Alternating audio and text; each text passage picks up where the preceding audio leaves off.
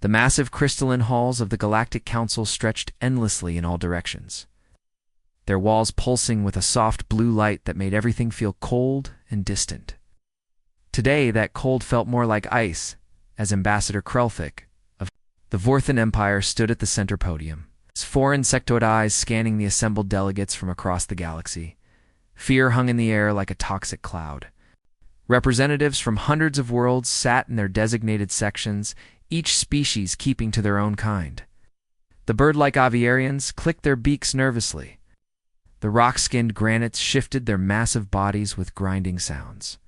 Even the energy beings of the Lumina Collective flickered more dimly than usual. Krelthik's mandibles clicked as he tried to control his trembling voice.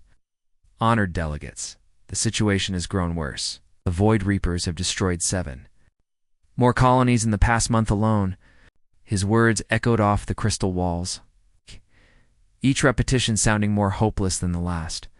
A holographic display materialized above the chamber, showing the devastated remains of what had once been thriving worlds. Charred.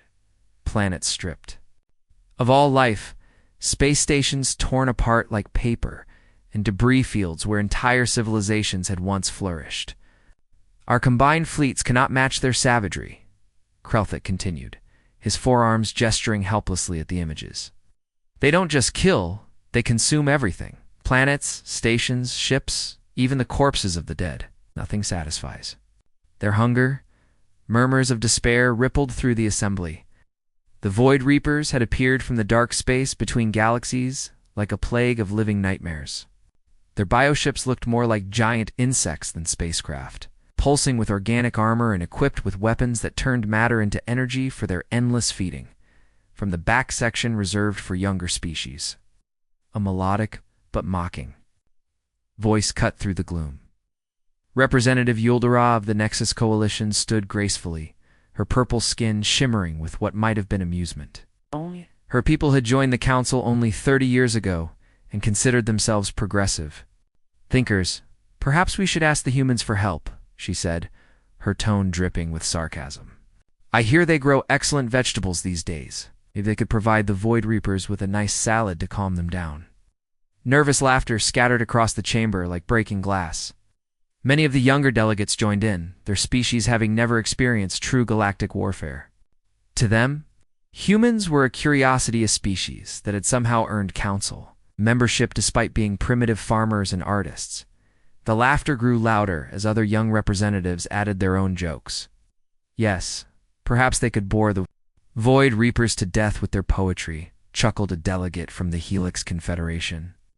Or maybe challenge them to a flower arranging contest. But everyone was laughing. In the veterans section, where the scarred survivors of the galaxy's ancient wars sat in contemplative silence, one figure slowly rose to his feet. Admiral Veltar of the Korathian Defense Force was a living museum of battles long forgotten. By most, his chitinous carapace bore the marks of plasma burns, kinetic strikes, and chemical weapons from conflicts that had shaped the modern galaxy. The old warrior's voice cut through the laughter like a blade through silk. You laugh, he said quietly, but his words carried to every corner of the vast chamber. The joking stopped abruptly as hundreds of alien eyes turned toward him. You laugh, he repeated, his scarred face reflecting memories of horrors these youngsters couldn't imagine. But I fought alongside humans once, during the Zendari Wars 50 years ago. I watched them turn impossible defeats into victories with nothing but determination and raw courage. His 6 arms gestured to the scars covering his body. Marks, half of them came from trying to keep up with human assault teams. They fought like beings possessed, throwing themselves into battles that would have broken any other species. I saw a human soldier continue fighting with 3 broken limbs and internal bleeding just to buy time for civilians to escape. Yuldara rolled her eyes, her skin shifting to a deeper purple, indicating irritation. Ancient history, Admiral. The humans are soft now. They spend their time tending gardens and writing poems about the beauty of nature. They haven't fought a real war in decades. They've gone completely peaceful. Peaceful by choice, Veltar growled, his mandibles clicking with agitation. There's a difference between being unable to fight and choosing not to. Is there? Yuldara shot back. When was the last time anyone saw a human warship? Their entire fleet is probably rusted museum pieces by now. They're gardeners, not warriors. The argument might have continued, but the massive chamber doors suddenly hissed open with a sound like escaping atmosphere. The timing seemed almost too perfect, as if the universe itself had decided to settle the debate. A small group of humans entered the chamber, their footsteps echoing in the sudden silence. They walked with quiet confidence, seeming completely unbothered by the hundreds of alien eyes now focused on them. Leading the group was a woman, who looked like she'd be more comfortable in a kitchen than a war room. Admiral Haewon Kim appeared to be in her 60s. With silver-streaked hair pulled back in a simple bun and wearing a plain, gray uniform without any of the medals or decorations other species love to display, her face was kind but weathered, like someone who'd spent years working outdoors. Behind her walked two younger humans. Commander Dongman Park moved with the easy grace of someone comfortable in his own skin, while Captain Nara Choi's sharp eyes seemed to catalog every detail of the chamber and its occupants. Honored council members, Admiral Kim said, offering a slight bow that somehow managed to be respectful without being submissive. We received your distress transmission. Earth stands ready to assist in whatever way we can.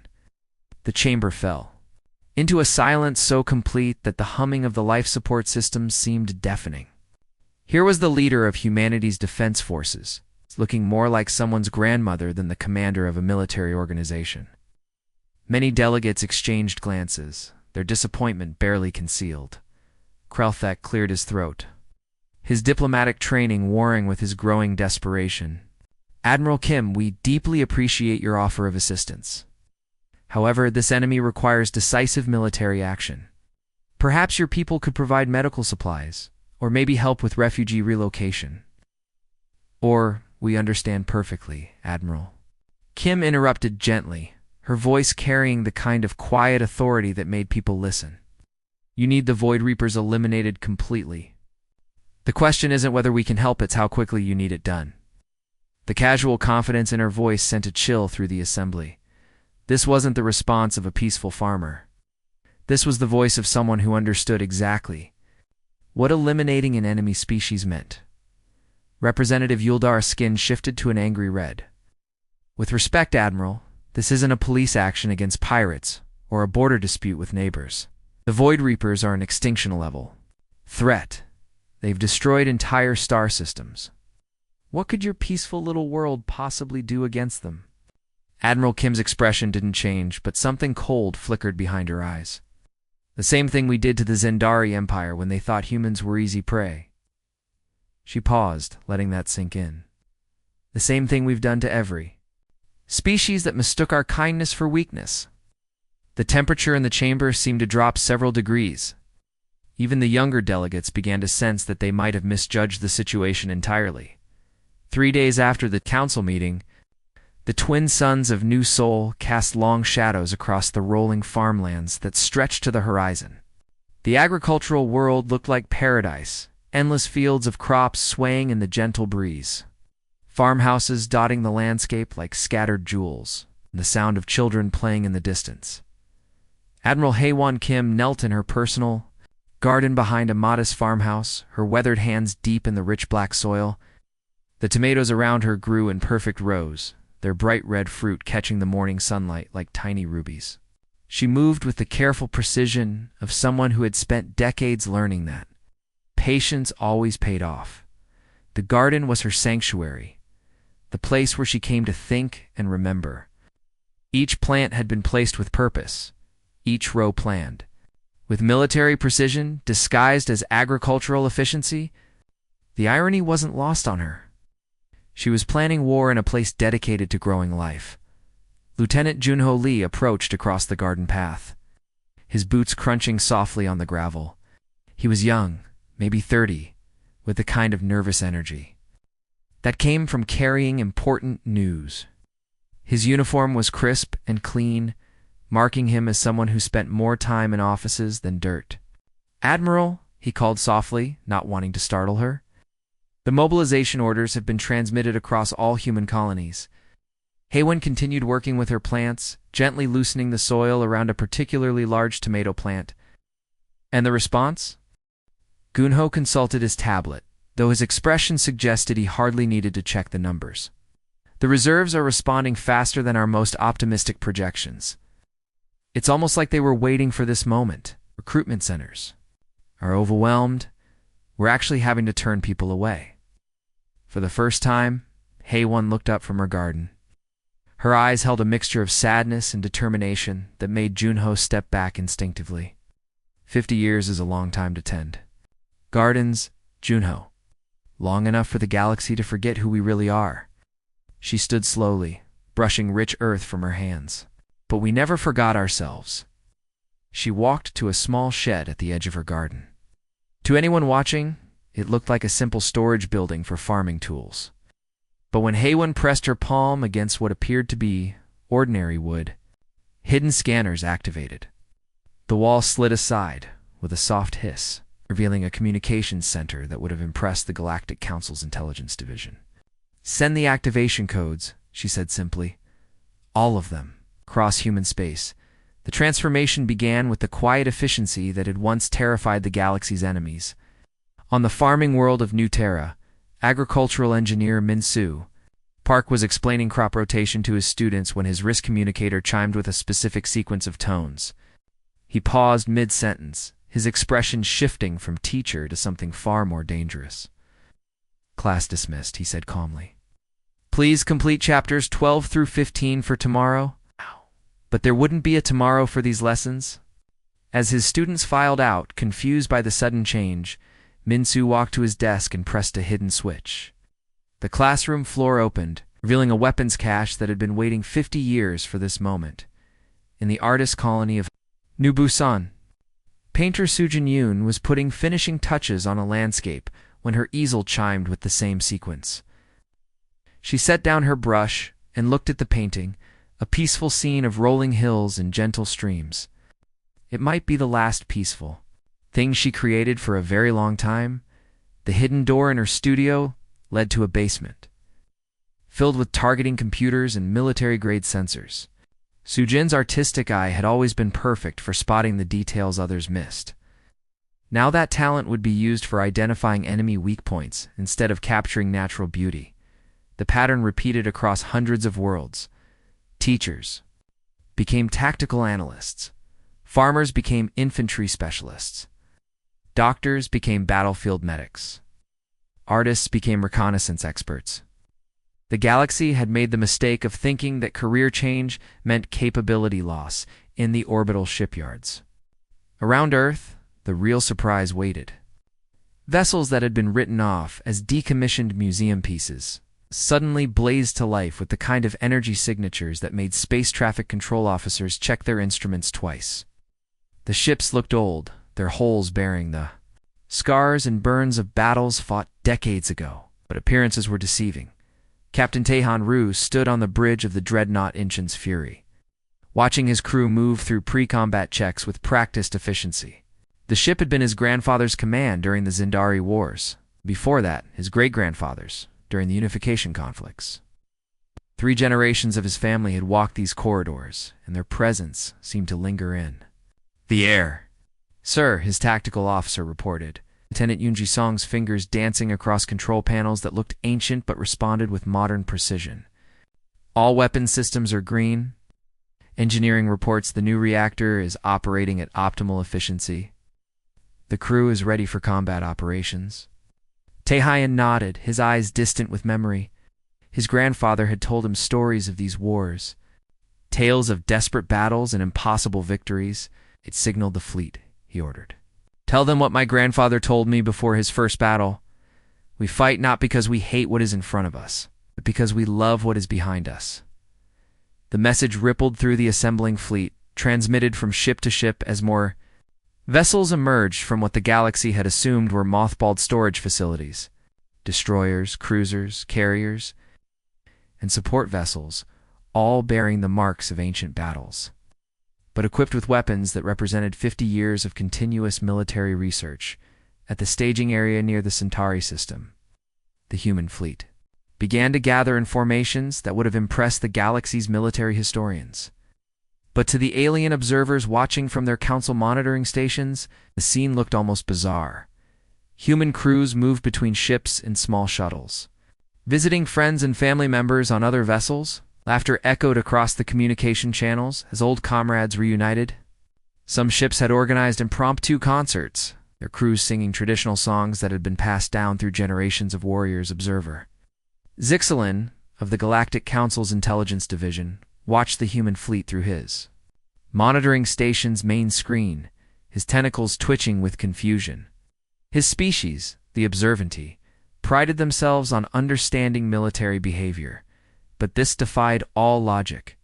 "They act like they're going to a festival, not a war," he muttered to his assistant, a young Observanty named Kexmore. "Look at them, sharing meals, playing music, laughing." "This is not how warriors prepare for battle," Commander Dongman Park happened to be conducting a routine inspection of nearby ships when his communication system picked up the alien transmission. His transport shuttle drifted close enough to the observation post for him to respond directly. "Observer Zixlin," he said, his voice carrying the easy confidence of someone who had made peace with the possibility of death. "I couldn't help but overhear your confusion." Zixulin Psystock swiveled toward the human shuttle in surprise. "Commander Park, I meant no disrespect. It's just that your people seem so casual about the coming battle." Dongman's laugh was warm and genuine. "We learned something important during our last great war, Observer. Hate makes you sloppy, clouds your judgment, makes you take unnecessary risks, causes you to make mistakes. But love?" He paused, looking back toward Earth through his shuttle's viewport. "Love makes you precise. It makes every shot count, every decision matter. We're not going to war because we hate the Void Reapers. Going to war because we love everything they're trying to destroy." The alien observer was quiet for a long moment, processing this information.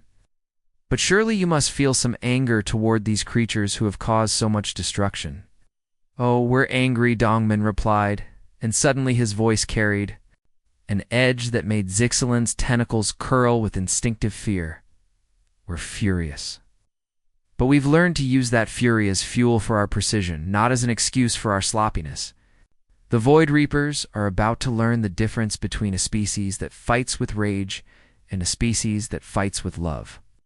As if to punctuate his words, the human fleet began to move into jump formation. The casual atmosphere remained, but underneath it, the aliens could finally sense the iron discipline that had made humanity the galaxy's most feared military force. The sleeping giant was awake, and it was hungry for justice. The mining colony of Kepler-44, to be had once been a jewel of galactic civilization, its crystal extraction facilities feeding the energy needs of dozens of star systems. Now, it was a nightmare of twisted metal and organic horror. The Void Reapers had been feeding on the planet for 3 weeks. Their massive bioships latched onto the surface like parasitic ticks, slowly draining every trace of life and mineral. Admiral Veltar stood on the bridge of his flagship, the Corathion Pride, watching the nightmare unfold through his tactical displays. The veteran commander had seen countless battles, but nothing had prepared him for this. The Void Reaper ships weren't just vessels. They were living creatures the size of cities, pulsing with veins of energy and covered in what looked like chitinous armor that grew and adapted in real time. "All ships maintain formation," Veltar commanded, his voice carrying across the communication channels to the combined Council fleet. "Standard attack pattern 7. Focus fire on the largest bioship." The Council fleet moved with textbook precision, their formations perfect geometric shapes that had been refined over centuries of warfare. Cruisers formed the outer shell, destroyers provided screening, and the massive battleships held the center, their weapons charging with the distinctive whine of graviton cannons.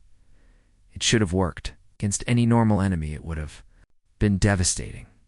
But the Void Reapers weren't normal enemies. The moment the Council ships opened fire, the bioships began to move. Not like machines following programmed responses, but like a living organism reacting to pain. They flowed around the rigid Council formations like water around rocks. their movements so fluid and unpredictable that the targeting computers couldn't keep up. "They're not following any tactical pattern," reported Commander Vexilon from the tactical station, his three eyes wide with disbelief. "It's like they're improvising every second." The first Council ship to die was the destroyer Stellar Wind, a Void Reaper bioship, resembling a massive jellyfish made of living metal, simply enveloped it. The destroyer's hull began to dissolve as organic acids ate through the armor plating. The crew's final transmission was a scream of terror as they were consumed alive. Within the first hour, the battle had become a slaughter. The Void Reapers moved with impossible coordination. Their bioships communicating through methods the Council couldn't understand or counter. They attacked from angles that shouldn't have been possible, their living weapons adapting to each defense almost instantly. "Sir, we've lost 18 ships," reported the communications officer, his voice breaking.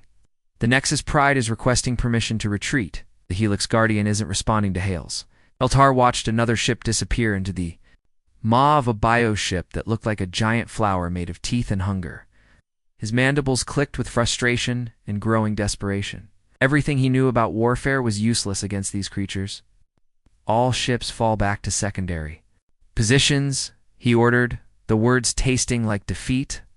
"Prepare for Admiral," his sensor operator interrupted. "New ships dropping out of hyperspace. Out. Multiple contacts approaching fast." The tactical display updated, showing a formation of vessels emerging from the brilliant flashes of faster-than-light travel. But these weren't the geometric formations of Council fleets. The human ships moved in what looked like complete chaos, fighters weaving between larger vessels, cruisers positioned at seemingly random angles, and no clear formation structure at all. "It's the human fleet," the sensor operator reported. They're not following any recognizable attack pattern." Captain Borakim sat in the cockpit of her fighter watching the battle unfold through her helmet's heads-up display. Round her, the 12 other members of Ghost Squadron held their positions, waiting for her command. Their fighters were old models, designs that had been proven in the wars of their grandparents' generation, but they had been maintained and upgraded with 50 years of accumulated improvements. "Ghost Squadron, you see that mess down there?" she called over the squadron channel. "Council boys are getting eaten alive because they're fighting like machines. These bioships are living things.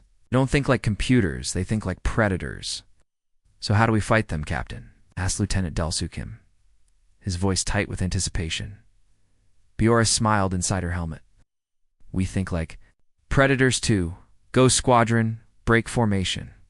Hunt in pairs, use the debris field for cover, and remember, we're not just fighting for ourselves. We're fighting for everyone who can't fight back." The human fighters scattered like leaves in a storm, but there was method in their apparent madness. They moved in pairs, covering each other with an intuitive understanding that came from years of training together. They didn't need neural links or computer coordination, they had something better. They had Trust. The first Void Reaper bioship. To encounter the human fighters was a creature that looked like a flying manta ray covered in weapon ports. It had been feeding on the wreckage of a Council destroyer when Ghost 7 and Ghost 8 appeared from behind a chunk of debris. The bioship reacted instantly, its living weapons swiveling to track the fighters. But the humans weren't where it expected them to be. They had already moved. Their flight patterns so irregular that the creature's targeting systems couldn't predict their next position. "Ghost 8, you're my wingman," called Ghost 7 pilot Lieutenant Kung Ho Park. "I'm going for the nerve cluster behind its main eye. Cover my approach." "Copy that, 7, I've got your back." The two fighters dove toward the bioship in a spiral pattern that would have been impossible to maintain without perfect coordination. The creature's weapons fired continuously, filling space with energy bolts and bioplasma. But the humans slipped through the barrage like dancers performing a deadly ballet. Ghost 7's missiles found their target, punching through the bioship's armor and exploding inside what passed for its brain. The creature convulsed once and went still, its weapons falling silent. "One down," Biora reported over the squadron channel. "Good work, 7 and 8. All units, you see how it's done?" "These things are tough, but they're not invincible. Find their weak spots and exploit them." On the planet's surface, the battle was even more personal. The Void Reapers had sent ground troops to secure the mining facility's creatures. That looked like a nightmare fusion of insect and machine. They stood 8 feet tall, covered in chitinous armor that gleamed with an oily sheen. And their multiple arms ended in weapons that seemed to be grown rather than manufactured. Sergeant Hyansu Yang led his Marine squad through the twisted corridors of Mining Station Alpha, their footsteps echoing off walls that had been partially digested by the invaders. The station's emergency lighting cast everything in a hellish red glow, and the air recycling system struggled to clear the toxic atmosphere the Void Reapers had brought with them. "Contact front," whispered Corporal Myung Lee, raising her rifle as movement appeared at the far end of the corridor. The Void Reaper warrior that rounded the corner was a monster from humanity's darkest nightmares. It moved with fluid grace despite its size, its 4 arms each carrying a different weapon. One arm ended in what looked like a living cannon, another held a blade that seemed to be made of crystallized acid, and the other 2 gripped smaller weapons that pulsed with bioelectric energy. For a moment, human and alien stared at each other across the narrow corridor. The creature's compound eyes reflected the emergency lighting like a handful of rubies, and its mandibles clicked with what might have been amusement. Then Hyansu smiled, and the expression was more terrifying than any alien monster. "You picked the wrong species to mess with," he said, and charged straight at the creature. The logical move would have been to take cover and engage at range. The safe move would have been to fall back and call for support. But Hyansu had learned something during his years of service sometimes. The most dangerous move was also the most effective. The Void Reaper was faster, stronger, and better armed. Its reflexes were lightning quick, and its weapons could have cut through tank armor. But it had never faced a human Marine who was fighting not just for victory, but for the safety of his 5-year-old daughter sleeping peacefully on New Sol. Hyansu ducked under the creature's first strike, rolled past its second, and came up inside its guard, where its longer reach became a disadvantage. His combat knife found a gap in the chitinous armor, and his training took over. Every movement was calculated, every strike precise, every dodge perfectly timed. The fight lasted less than 30 seconds, but it felt like an eternity. When it was over, the Void Reaper lay motionless on the station floor, its weapons scattered and its armor cracked. Hyansu stood over it, breathing hard, his left arm hanging useless at his side. The creature's acid blade had found its mark, severing muscle and bone just below the elbow. "Medic," called Corporal Lee, rushing toward her sergeant. "After we finish the job," Hyansu replied, picking up his rifle with his remaining hand. "These things don't leave survivors, so neither do we." High above the planet, Captain Tae-Hyan Rue faced his own moment of truth. The Ancient's fury had been fighting for 6 hours, and the battle was taking its toll. His ship's hull was breached in a dozen places. His shields had failed completely, and half his weapons were offline. Across from him, a Void Reaper dreadnought, the size of a small moon, continued its relentless advance. "Sir, we should retreat," urged his first officer, Commander Jae-won Song. "The ship can't take much more of this." Tae-Hyan looked at the tactical display, seeing the bigger picture of the battle. The human fleet was winning, but it would take time. A time that the remaining Council ships didn't have. Time that the civilians, trapped on the planet's surface, didn't have. "Signal the fleet," he ordered. "Tell them to continue the mission. We'll buy them the time they need." He turned to address his crew, these men and women who had followed him into hell without question. "Anyone who wants to leave, take the escape pods now. No shame in it. This is going to be a one-way trip." Nobody moved. Not a single crew member stepped toward the escape pods. They had all made their choice. "Good," Tae-Hyan said, his voice thick with emotion. "Then let's show these monsters why our ancestors conquered the stars." He began to sing, his voice carrying over the ship's communication system. It was an old Korean war song, one that had been sung by soldiers for over 1,000 years. One by one, his crew joined in, their voices harmonizing in the ancient melody. The Ancient's fury turned toward the enemy dreadnought and accelerated to ramming speed. Collision would destroy both ships, but it would also create an opening in the Void Reaper formation, an opening that the rest of the human fleet could exploit. The two ships met in an explosion of light and fire that could be seen from orbit. When the flames cleared, Both vessels were gone. But the gap they had created allowed the human fleet to pour through the enemy lines. The tide of battle had turned. The Void Reapers were learning what it meant to face humanity in war. The news of humanity's crushing victory at Kepler 4.4 to be traveled faster than light itself, carried by quantum communication networks that connected every corner of the galaxy. On 1,000 worlds and 1,000,000 command centers, alien leaders watched the battle recordings with growing horror and disbelief. The Hegemony Council of the Draconian Empire gathered in emergency session, their scaled faces reflecting the blue glow of holographic displays. High Chancellor Sethkar's forked tongue flicked nervously as he watched human fighters dance through Void Reaper formations like deadly angels. Impossible, he hissed. The humans were supposed to be weak, pacified, our intelligence reports said they had forgotten how to fight. Similar scenes played out across the galaxy. The crystalline hive minds of the Quartz Collective buzzed with frantic recalculations. The gas giant dwellers of the Nebula Confederation ceased their ancient philosophical debates to stare at tactical analyses they couldn't comprehend. Even the machine intelligences of the synthetic hegemony processed the data with something approaching what organics might call concern. Species that had spent 50 years dismissing humanity as harmless farmers suddenly remembered the old warnings their ancestors had left behind. The archived files that had been marked as historical curiosities were suddenly being pulled from storage and studied with desperate intensity.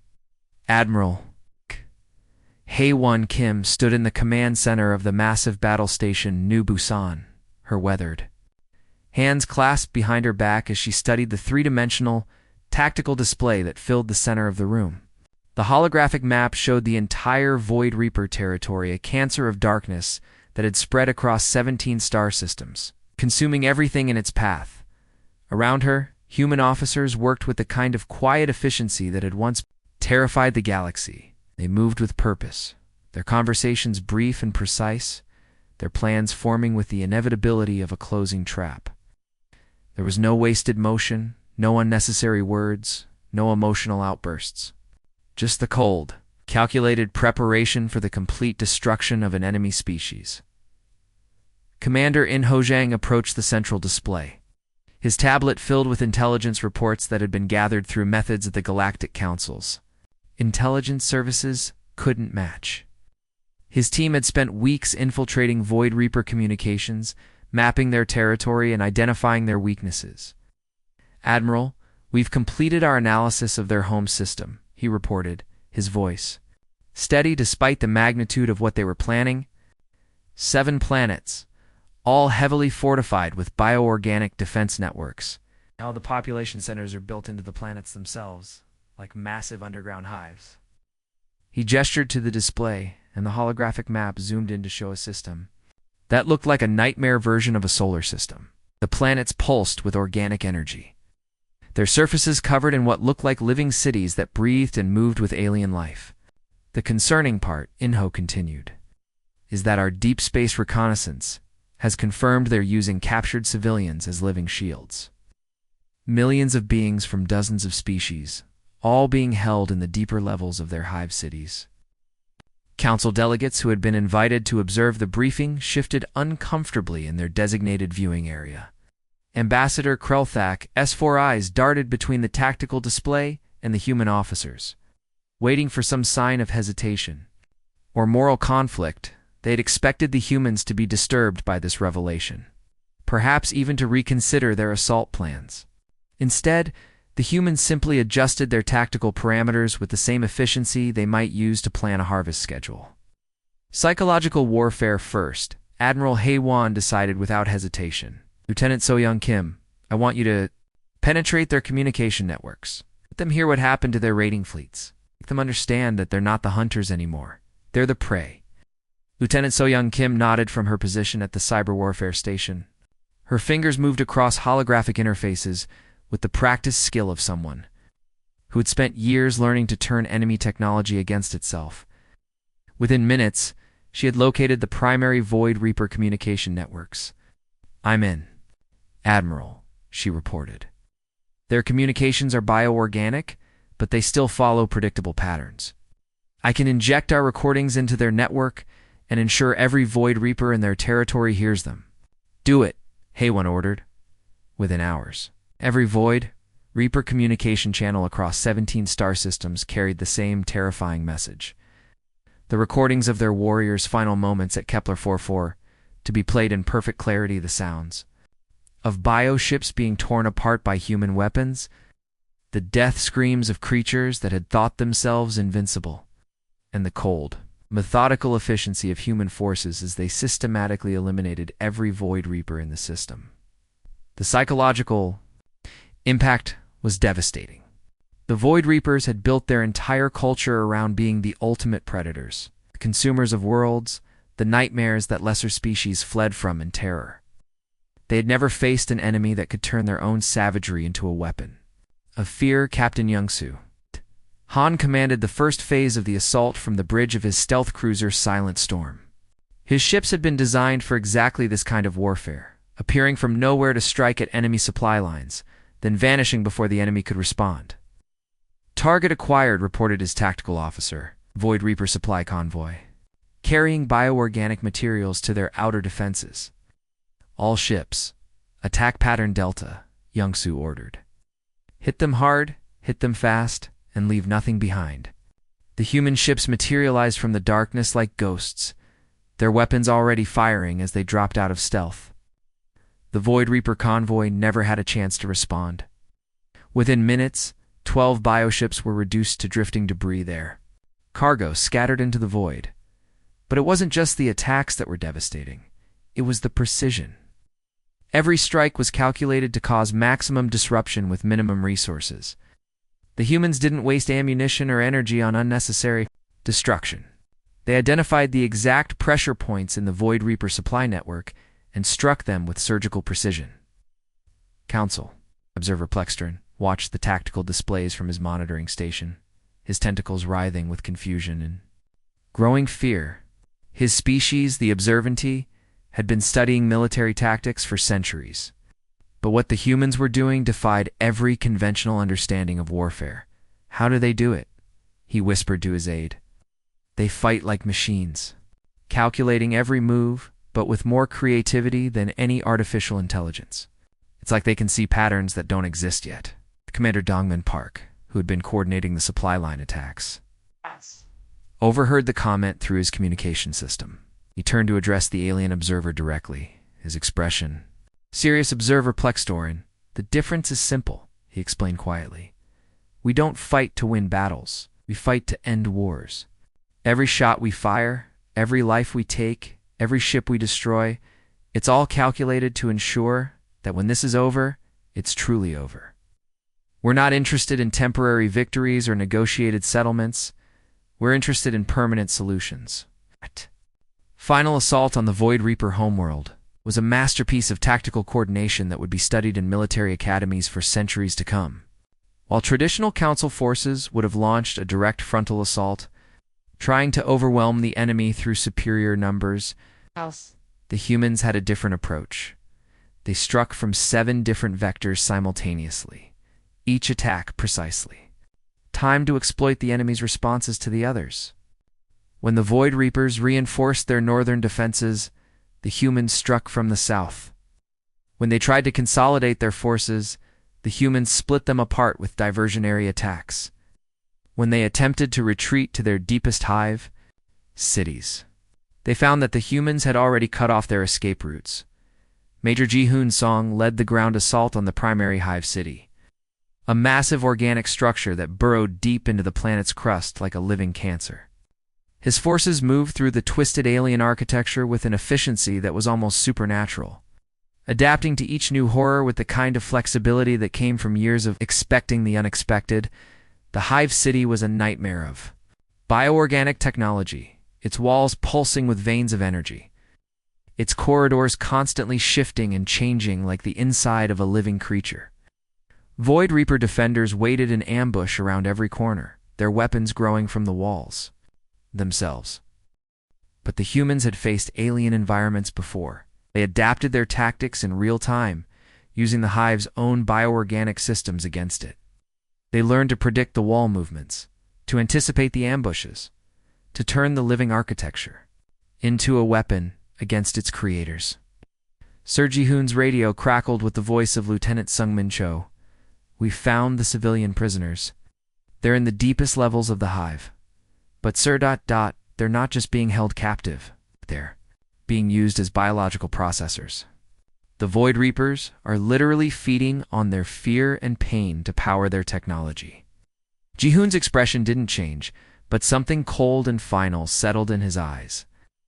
Around him, his soldiers waited for orders, their weapons ready, their faces grim with the knowledge of what they had found. "All units," he said, his voice carrying across the communication network to every human soldier in the Hive City, "rules of engagement are suspended. No prisoners. No survivors. No mercy. These creatures have forfeited their right to exist." Final phase of the assault. This began with a systematic efficiency that would have impressed the galaxy's greatest military minds and terrified its most hardened warriors. The humans moved through the Hive City like a force of nature, eliminating every Void Reaper they encountered with the kind of precision that came from absolute moral certainty. The price of forgetting humanity's true nature was about to be paid. In full, the final Void Reaper died, screaming on the burning surface of what had once been the crown jewel of their empire. The creature's death cry echoed across the barren landscape as orbital bombardment continued to rain down from the human fleet above. Every biostructure, every organic tower, every living piece of their twisted civilization was being systematically erased from existence. Commander Dongmin Park stood on the observation deck of his cruiser, watching the planet burn. The fires would continue for weeks, fed by the chemical reactions that had once powered the Void Reaper technology. It was necessary. Any trace of their bioorganic technology left behind could potentially regenerate. And humanity had learned long ago that some enemies couldn't be allowed even the possibility of return. "Sir," reported Lieutenant Unisong from the tactical station, "all Void Reaper biosignatures have gone dark. The planet is completely sterilized. No life signs remain. Maintain the perimeter," Dongmin ordered.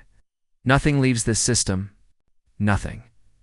If so much as a spore tries to escape, I want it vaporized." Around the dying planet, human warships held their positions in a perfect sphere, their sensors scanning constantly for any sign of Void Reaper survival. The blockade would remain in place for months, ensuring that the galaxy's nightmare was truly over.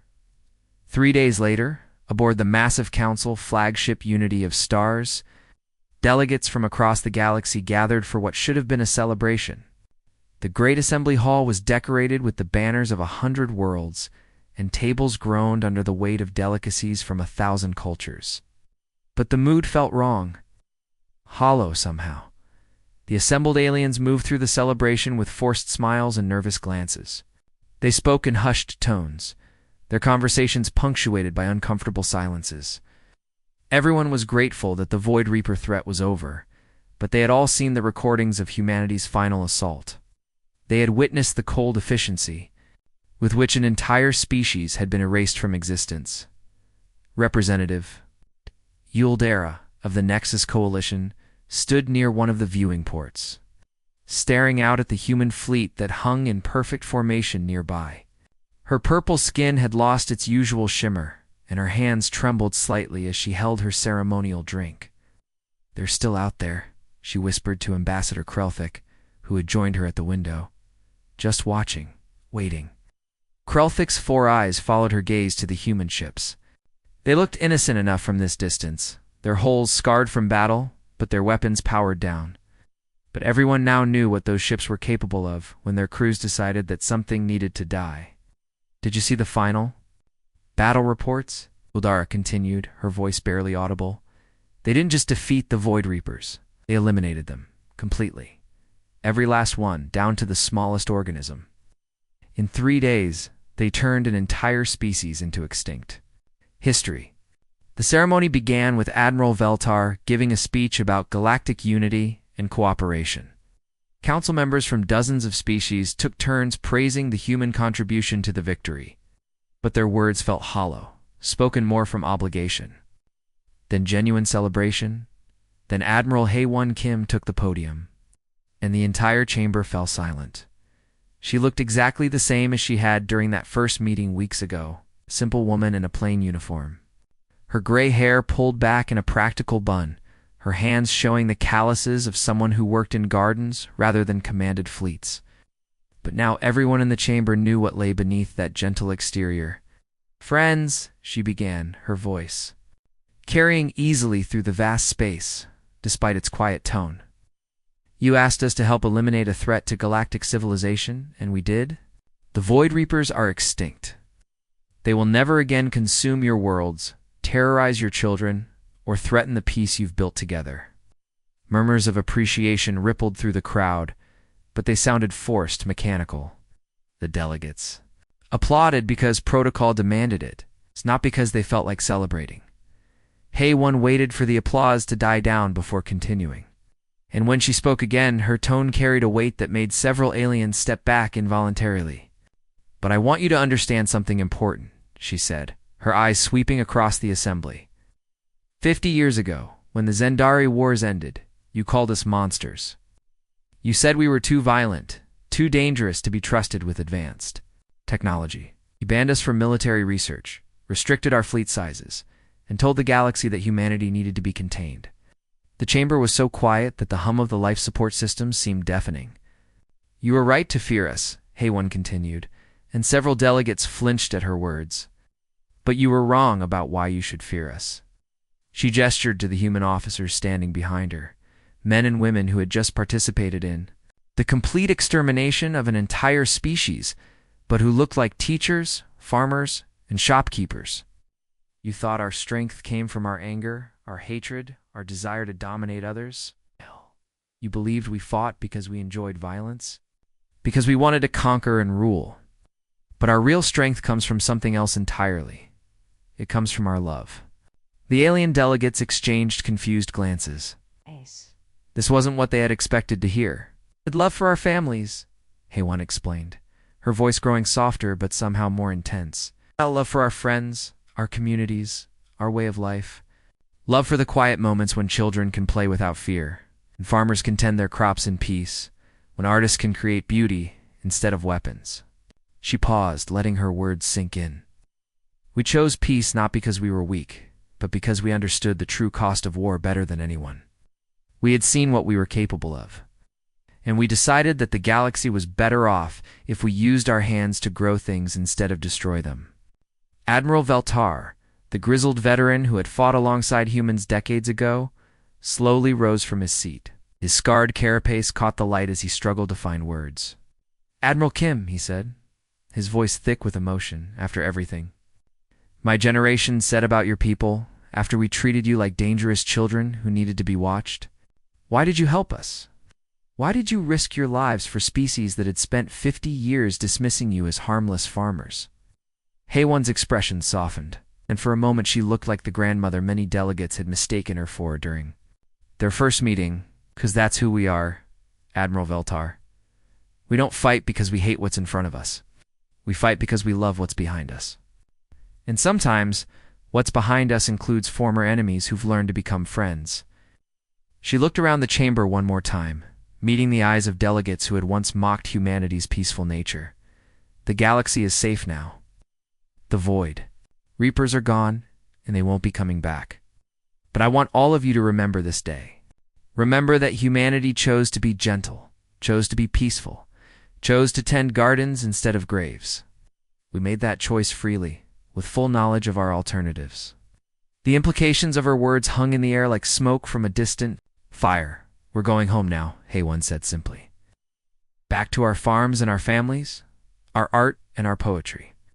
But we'll be listening. And if something like this happens again, if another threat emerges that requires our intervention, we'll be ready." She paused, and when she spoke again, her voice carried the quiet certainty of absolute truth. "We're always ready." As the human delegation filed out of the chamber, their footsteps echoing in the profound silence, the assembled aliens remained frozen in their seats. They had asked for help and received it. They had been saved from a nightmare beyond their imagination. But they had also been reminded of a fundamental truth about the species from the small blue world at the edge of the galaxy. Humans were gentle by choice, not by nature. They tended gardens because they chose to, not because they had to. Wrote poetry and created art because they found beauty in life. Because they had forgotten how to create death and they could choose otherwise. The celebration continued for several more hours, but the mood never recovered. Delegates made their polite speeches and exchanged diplomatic pleasantries. But everyone was thinking about the same thing: the quiet efficiency with which humanity had erased the Void Reapers from existence. As the various species prepared to return to their homeworlds, each carried with them a new understanding of their human neighbors. The galaxy would rebuild, trade would resume, and peace would continue.